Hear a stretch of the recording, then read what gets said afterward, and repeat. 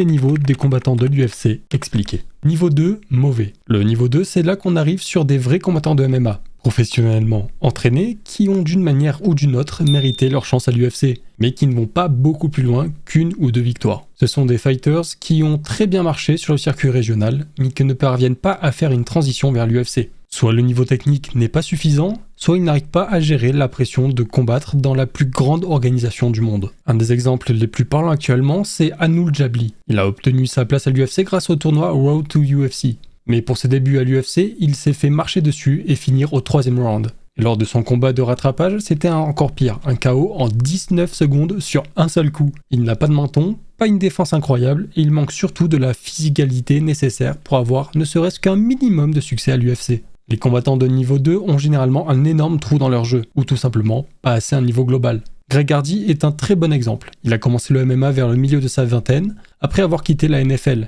et il a connu pas mal de succès, jusqu'à son arrivée à l'UFC. Dès qu'il a affronté des poids lourds à peu près décents, il s'est fait démanteler. On s'est rendu compte que ce qu'il avait porté jusqu'ici, c'était surtout son athlétisme et sa taille, pas son skill. Je mettrai aussi les combattants complètement rincés de ce niveau 2, Tyron Woodley et Tony Ferguson à la toute fin de leur carrière UFC. Ils étaient clairement à ce niveau.